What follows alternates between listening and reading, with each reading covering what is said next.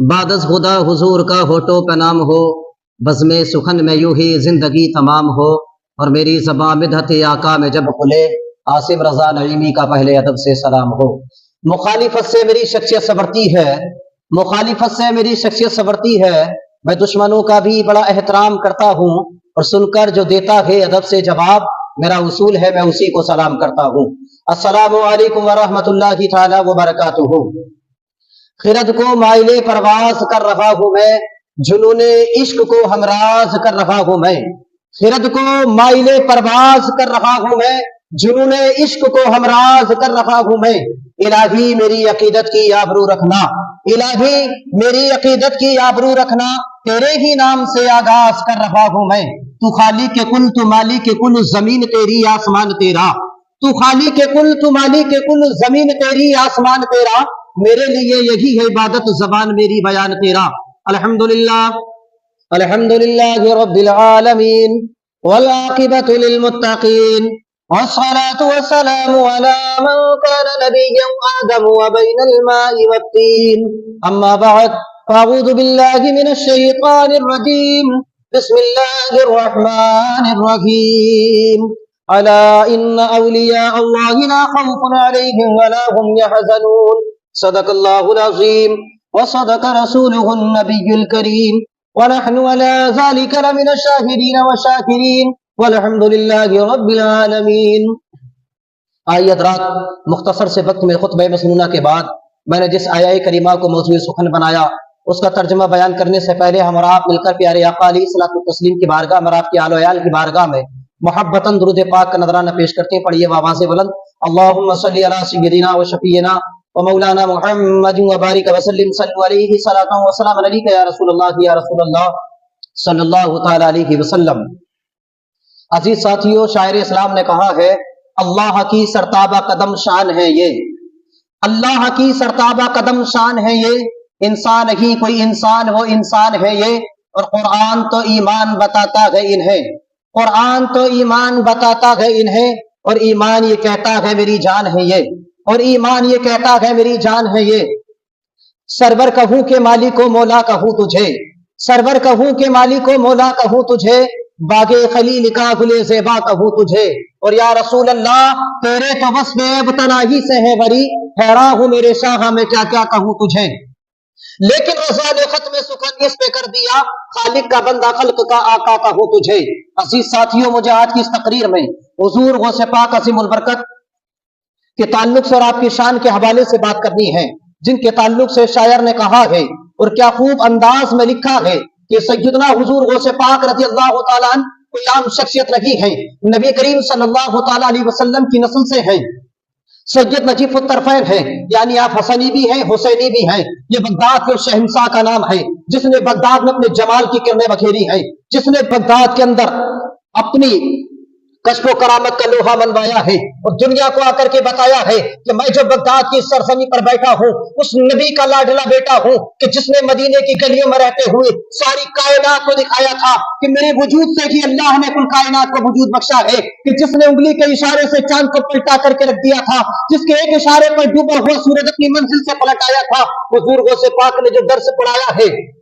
حضور غوث پاک نے بغداد میں آ کر جو سبق دیا ہے، ہم عاشقین سے الگ نہیں ہے، ہم محبان غوث اعظم سے الگ نہیں ہے، ہم جو غوث اعظم سے محبت کرتے ہیں اس کی ایک وجہ یہ بھی ہے کہ نبی کریم صلی اللہ تعالیٰ علیہ وسلم نے جس انداز میں حضور غوث پاک سے محبت فرمائی ہے، اور آپ کے تعلق سے نبی کریم صلی اللہ تعالیٰ علیہ وسلم کے سامنے معراج کا پورا واقعہ گیا تھا، اور آپ نے حضور غوث پاک کی عظمت کو جو نکھار کر کے دنیا والوں میں بیان فرمایا ہے کہ حضور غوث پاک کی شان و کرامت ہے کہ آج دنیا میں اگر ان کے نام کا صدقہ کھاتے ہیں لوگ، جب غوث اعظم کی محبت میں ڈوب کر کے اپنے گھروں پر نذر و نیاز کراتے ہیں، فاتحہ خوانی کا اہتمام کراتے ہیں، ان کے نام سے روزے رکھ کر کے 11ویں کو منعقد کرتے ہیں، تو ہم نے ایسا کوئی گھر نہیں دیکھا ہے کہ جن گھروں میں غوث پاک کی 11ویں منائی جاتی ہو اور ان کی مرادیں پوری نہ ہوتی ہو، بلکہ جو غوث اعظم کے صدقے میں غوث اعظم کا نام لے کر کے اپنے گھروں میں نذر فاتحہ کراتے ہیں، اللہ ان کی مرادوں کو پورا فرما دیتا ہے، اللہ ان کی منتوں کو پورا فرما دیتا ہے۔ अजीज साथियों, मुझे बात करनी है हुजूर गौसे पाक की शान में, मुझे बात करनी है गौसे आजम के ताल्लुक से कि जिन्होंने बगदाद की सरजमी पर बैठ करके एक ऐसा परचम लहराया है, इस्लाम की खूबियों को निखारा है, इस्लाम की बुलंदियों को बताया है, इस्लाम की हकीकी पहचान कराई है, इस्लाम की जब शनाख्त दी है और दुनिया वालों को बता लोगों ये इस्लाम इतनी आसानी से आने वाली चीज नहीं है। इस्लाम तुम तक जो पहुंचा इतनी आसानी के साथ में नहीं पहुंचा है, बल्कि बड़े बड़े बुजुर्गों ने इसके लिए कुर्बानियां दी है, बड़े बड़े अस्पिया ने इसके लिए कुर्बानियां दी है, बड़े बड़े औलिया ने इस इस्लाम की खातिर अपनी कुर्बानियां पेश की है, अपने वक्त से भी, अपने लबो लहजे से भी, अपने वाज़ो नसीहत से भी इन तमाम औलिया कराम ने दीन को निखार करके हम तक पहुंचाया है, जिनके बारे में शायर इस्लाम ने क्या खूब कहा है। हुजूर गौसे आजम को लेकर के जब शायर इस्लाम की नजर पड़ती है और खास कर मेरे जिनके बारे में हुजूर आला हजरत अजीमुल बरकत मुजद्दिद दीन व मिल्लत शाइबा महमूद रजा खान फाजिल बरेलवी अलैहि रहमत व रिजवान जब अपने कलम को हरकत देते हैं तो इस अंदाज में लिखना शुरू कर देते हैं, वो भला क्या दबे जिसमें हो हिमायत का पंजा तेरा, वो भला क्या दबे जिसमें हो हिमायत का पंजा तेरा, शेर को खतरे में लाता नहीं कुत्ता तेरा, शेर को खतरे में लाता नहीं कुत्ता तेरा।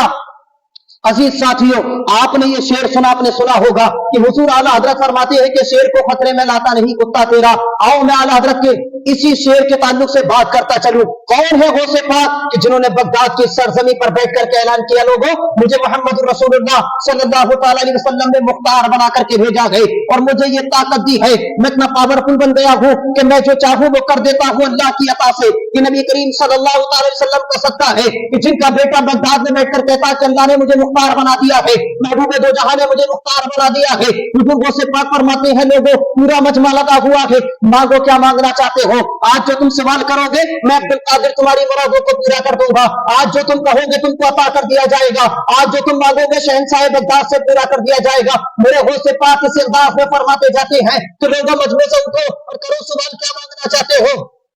मजमे के अंदर से 3 अशखास खड़े होते हैं और 3 शख्सों ने खड़े होने के बाद जिनमें से पहला खड़ा होता है कहता हुजूर बड़ा परेशान हूँ, बड़ा लाचार हूँ, मेरे कामों काज के मसाइल और मराहिल इतने नहीं है कि मैं अपने बच्चों को अच्छी ऐश की जिंदगी दिला सकूं। हुजूर गौसे पाक जब आपने इशारा किया कि मांगो जो मांगना चाहते हो मैं अता करूंगा, तो गौसे पाक मैं आपकी बारगाह में आया हूँ, मैं आपकी बारगाह में ये सवाल रखता हूँ कि मुझ पर रहने के लिए साथी मकान नहीं है, मेरे बीवी बच्चे किराए के मकान पर रहते हैं, हुजूर मुझे मकान मिल जाता ज्यादा अच्छा होता। अब जरा देखो तो मांगने वाले ने मांगा क्या है और सवाल करने वाले ने सवाल किया क्या है, मगर अता किसकी है गौसे पाक की, देने वाले कौन है गौसे पाक, अल्लाह जिनको देता है वो इसी तरीके से खजानों को बांटा करते हैं, अल्लाह की नजर करम जिन पे हुआ करती है वो खजानों को लुटाया करते हैं।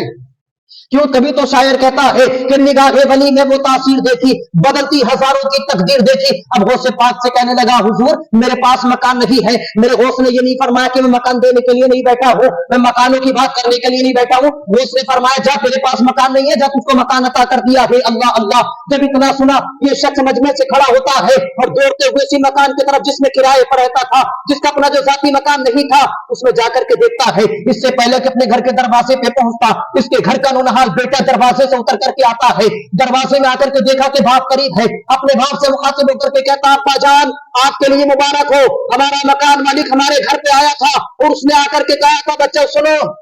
अपने वालिद को यह पैगाम देना कि जिस मकान में आज तक तुम किराए पर रह रहे थे अब तुम्हें किराया देने की जरूरत नहीं है, मैं किराया वसूल करने के लिए नहीं आया हूँ, बल्कि मैंने ये घर तुम्हारे नाम कर दिया है। मैंने तुम्हारी गुर्बत को देखते हुए, तुम्हारी परेशानियों को देखते हुए, तुम्हारी लाचारियों को देखते हुए तुम्हें सर छुपाने के लिए मैंने अपना घर तुम्हारे नाम कर दिया है। अब तुम्हें कोई किराया देना नहीं होगा, अब तुम्हें परेशान रहने की जरूरत नहीं है, अपना घर समझ करके आराम से जिंदगी गुजारो, आज के बाद तुम्हें कोई किराया नहीं देना होगा, चैन और सुकून के साथ इस घर के छत के नीचे रह सकते हो। अल्लाह अल्लाह। जब उस शख्स ने इतना सुना तो अपने बेटे से कहने लगता है बेटा सुन ये कोई मालिक की अता नहीं है, ये मालिक के करम की बात नहीं है, बल्कि मैं उस मालिक की बारगाह से आया हूँ जिसके सत्य करम पर बगदाद चलता है, जो ऐलान कर देता है अल्लाह उसकी सवाल होने से पहले पहले हमारी जो मुरादें पूरी कर देता है। मैं उसी गौसे पाक की बारगाह से आया हूँ और हुजूर गौसे पाक ने कहा था कि जब तुझको मकान दे दिया ये अल्लाह के करम के गौस की अता की बात है कि मकान के मालिक के दिल पर ऐसा रेशा तारी हुआ है कि हमारे घर पर आकर के अपने मकान को हमारे नाम पर कर चला जाता है। सुभान अल्लाह।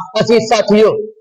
یہ میرے غوث کی کرامت ہے، یہ میرے غوث ہے کہ ان کی ہمت کو سلام، ان کے مرتبے کو سلام، ان کی کشف و کرامت کو سلام۔ اے غوث تم نے مکان کی بات کی اور دراصل یہ ہوتا ہے کہ مکان مالک نے آ کر کے مکان نام پر کر دیا ہے، دوسرا کھڑا ہو جاتا ہے کہتا حضور غوث پاک میں بھی بڑا پریشان ہوں اور مجھے دکان کی ضرورت ہے، میں جس شہر میں کام کرتا ہوں مستنجد باللہ جس کا نام ہے، میں اس بازار میں رہتا ہوں، اگر مجھے اس بازار میں ایک دکان مل جاتی میرا بھی گزارا ہو جاتا، میرے بچوں کی پرورش ہو جاتی، حضور بڑا پریشان رہتا ہوں، مجھ پہ بھی نظر کرم فرما دیں۔ میرے غوث کہتے ہیں کہ جا آج اس دربار کا مستنجد باللہ تیرے پاس آ کر خود کہے گا کہ میں تجھے دکان دیتا ہوں۔ عزیز ساتھیوں، مانگنے والوں نے کسی نے مکان مانگا، کسی نے دکان۔ غوث پاک ہے اپنی کرامت سے اور اپنی شہنشاہی کو ثابت کرتے چلے جا رہے ہیں۔ حضور غوث پاک نے مکان بھی دے دیا، دکان بھی دے دی، مستنجد باللہ نے آ کر کے دکان اس کے نام پر کر دی۔ اللہ اللہ، میرا بتانے کا مقصد و مطلب صرف اتنا نہیں، اب جو تیسرا شخص تھا جو ان کے ساتھ میں کھڑا ہوا تھا، اس نے آ کر کے کہا حضور میں گھر میں رہتا بھی ہوں، میرے عیش و آرام کے وجوہات بھی ہیں، میں کچھ بھی کر سکتا ہوں، مگر غوث پاک میں پڑھا ہوا نہیں ہوں، میں قرآن کی تعلیم چاہتا ہوں، میں قرآن پڑھنا چاہتا ہوں۔ واہ تیری قسمت کو سلام، تو نے مانگنے کا طریقہ سکھا دیا، تو نے مانگنے کی ادا دے دی ہے، تو نے مانگنے والوں کو طریقہ بتایا کہ اگر ان ولیوں کی بارگاہ میں مانگا جائے تو کیا مانگنا چاہیے۔ دکان و مکان چلتی پھرتی چیز ہے، یہ تو کبھی بھی آپ کما سکتے ہو، مگر علم اگر تمہارے سینے میں اتر جائے تو اس کی ایک بات الگ ہوتی ہے۔ اللہ اللہ، اس نے قرآن مانگا ہے، اس نے دکان کا سوال نہیں کیا ہے، مکان کا سوال نہیں کیا ہے، بلکہ غوث کی بارگاہ میں کھڑے ہو کر کے کہتا ہے حضور مجھے قرآن دے دیجئے۔ اللہ جب اتنا مجمع میں سنا، میرے غوث پاک مسکرانا شروع کرتے ہیں اور فرماتے ہیں مانگنے والے ذرا قریب تو آ جا۔ اب توجہ رکھے آپ تمامی حضرات اور سنیں کہ غوث اعظم کی کشف و کرامت کیا ہے۔ جب مکان مانگا تو آپ نے فرمایا جا دیا، جب دکان مانگی تو آپ نے کہا کہ جب تجھے دکان عطا کر دی، مگر جب قرآن کی بات آئی تو میرے غوث نے یہ نہیں کہا کہ جب تجھ کو قرآن عطا کر دیا ہے، بلکہ فرماتے میرے قریب آ جا۔ یہ اپنے قدموں کو بڑھاتے ہوئے ڈرتے ہوئے آگے جاتا ہے۔ حضور غوث پاک فرماتے دیوانے گھبرا مت، تو نے سب کو مانگنے کی تمیز و لہجہ سکھا دیا ہے، تو اور قریب آ جا۔ یہ شخص آگے بڑھتے جاتا ہے، اپنے ننھے ننھے قدموں سے آگے بڑھتا ہے۔ حضور غوث پاک کے پاس آ کر کہنے لگا حضور کیا زیادہ مانگا ہے؟ میرے غوث پاک فرماتے ہیں میں مختار ہوں، میں بغداد کا شہنشاہ ہوں، تو مانگتا جا، مگر تو نے قرآن مانگا تو میرے قریب آ جا۔ اتنا قریب بلایا، اتنا قریب بلایا، حضور غوث پاک نے اس کے بازوں کو پکڑا اور ہاتھوں کو پکڑنے کے بعد اپنے سینے سے لگا لیا، کہا کہ تو نے جو مانگا ہے دین و دنیا کی تعلیم مانگی ہے، تو نے وہ راستہ مانگا ہے جس سے جنت سواری جاتی ہے، تو نے وہ راستہ مانگا جس سے قبر سواری جاتی ہے، تو نے وہ راستہ مانگا ہے کہ جس کا ہونا ہمارے لیے بہت ضروری ہے۔ اللہ اکبر، یہ قرآن کی تعلیم ہے، یہ قرآن کا مرتبہ ہے، یہ قرآن کا رتبہ کا طریقہ سکھایا ہے، اور قرآن پڑھا جائے تو اس کی کتنے مراتب ہیں۔ بہرکیف میں غوث اعظم کے تعلق سے بات کرنے چلا ہوں، جب بات آئی کہا کہ میرے سینے سے لگ جا، میرے قریب آ جا، اور اپنے سینے سے لگا کر کے حضور غوث پاک فرماتے دیوانے اب تو سینے غوث پاک سے لگا، بتا ذرا قرآن اترا کہ نہیں؟ اللہ اللہ، اس زبان میں آ کر کے کہا حضور ابھی نہیں اترا ہے۔ میرے غوث نے فرمایا کہ بتا قرآن تیرے سینے میں اترا یا نہیں؟ کہا حضور ابھی بھی نہیں اترا ہے۔ جب تیسری مرتبہ حضور غوث پاک نے پوچھا بتا قرآن اترا یا نہیں؟ اس نے کہا حضور تھوڑا تھوڑا اترنا شروع ہو گیا ہے۔ سینے غوث پاک سے لگنے کا جو مزہ و لذت حاصل کر رہا ہے، جو اس کے سینے کو، اس کے قلب کو ٹھنڈک محسوس ہو رہی ہے، لگتا کہ غوث پاک کے سینے سے الگ ہونا نہیں چاہتا ہے۔ حضور غوث پاک نے چنار میں آ کر چوتھی مرتبہ فرمایا بتا قرآن اترا کہ نہیں؟ اس شخص نے بے ساختہ ہو کر کے بولا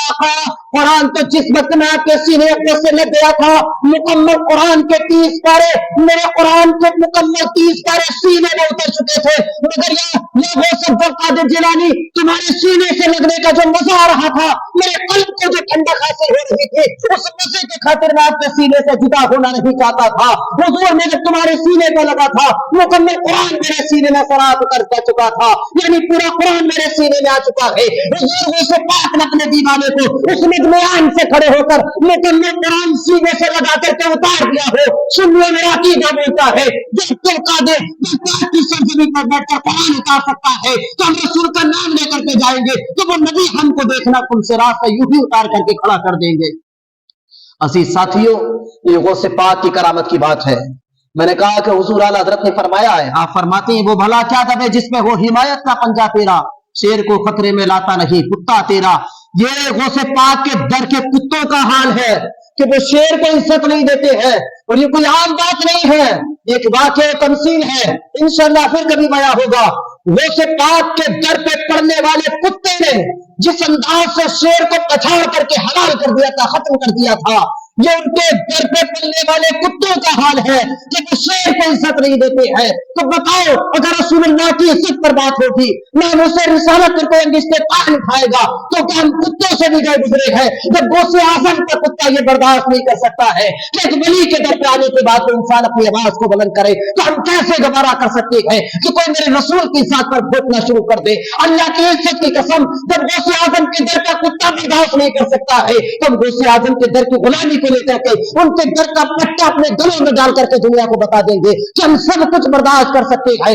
ہماری جان لے لو ہم کو گوارا ہوگا، ہمارا مال لے لو ہم کو گوارا ہوگا، ہماری دنیا چلی جائے کوئی پرواہ نہیں ہے، ہماری دنیا چلی جائے ہم کو کوئی پرواہ نہیں ہے. اور بغداد کے شہنشاہ آ کر کے یہی درس دیا تھا لوگوں، اگر تم کو دولت دینی پڑے تو دے دینا، جان دینی پڑے تو دے دینا، شہرت دینی پڑے تو دے دینا، اپنا سب کچھ لٹا دینا ناموس رسالت کے خاطر. یاد رکھنا جو ایمان کو نہ مدینے والے آقا نے دیا ہے اس ایمان کو نہ جانے دینا. ہم اس لیے اپنے ایمان کا سودا نہیں کرتے ہیں، ہم اپنی جان مال لٹا سکتے ہیں مگر غوث اعظم کا صدقہ کھا کر کے غوث اعظم کے ٹکڑوں پر پلنے کے بعد میں ہمارا دل ایمان بولتا ہے، ہمارا عقیدہ بولتا ہے ہم سرکار کی عزت پر کبھی آنچ نہیں آنے دیں گے، ہم رسول اللہ صلی اللہ علیہ وسلم کی عصمت پر کبھی کسی کے انگشت تان نہیں اٹھنے دیں گے. اور ہم دنیا والوں کو بتا دیں گے لوگوں ہم جو محبین غوث اعظم ہیں یا اولیاء سے جو محبت کرتے ہیں اس کا مقصد صرف ان کی کرامت ہونا نہیں ہے بلکہ انہوں نے اپنی پوری زندگی رسول اللہ صلی اللہ علیہ وسلم کی محبت میں اور آپ کے عشق میں گزاری ہے. اس لیے ولیوں سے پیار ہوتا ہے.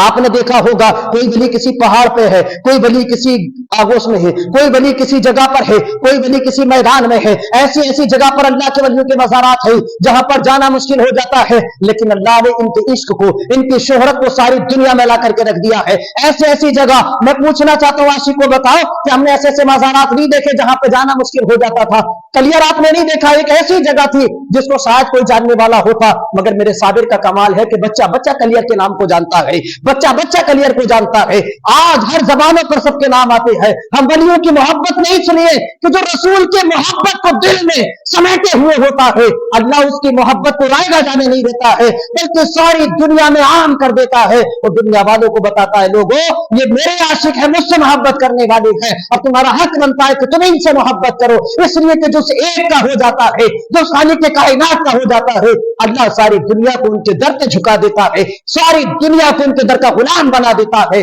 عزیز ساتھیوں حضور غوث پاک کی 11ویں شریف آ رہی ہے، بڑے جشن سے مناؤ، اپنے گھر پر نظر بھی کراؤ، فاتحہ بھی کراؤ،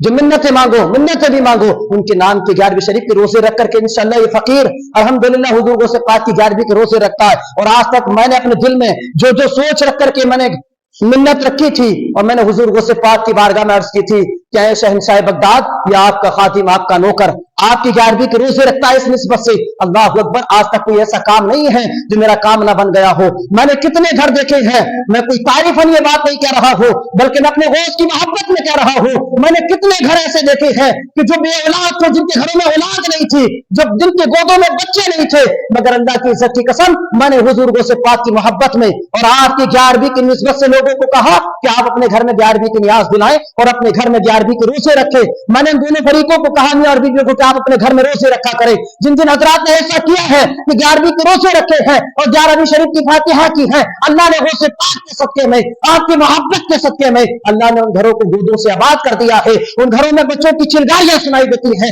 یہ غوث اعظم کا صدقہ نہیں تو کیا ہے. اور حضور غوث پاک فرماتے ہیں کہ میرا مرید چاہے مشرق میں ہو یا مغرب میں اگر مجھے پکارتا تو میں اس کی مدد کے لیے آتا ہوں. میرا مرید کسی جگہ سے بھی پکارے میں اس کی مدد کے لیے آتا ہوں. اور حضور غوث پاک فرماتے ہیں کہ اگر کوئی بھی اپنے گھر میں میرا نام لکھتا ہے تو اس کے مال پہ اگر میرا نام لکھا ہوگا تو جب تک کا میں ضامن ہوں، جب تک میرا نام لکھا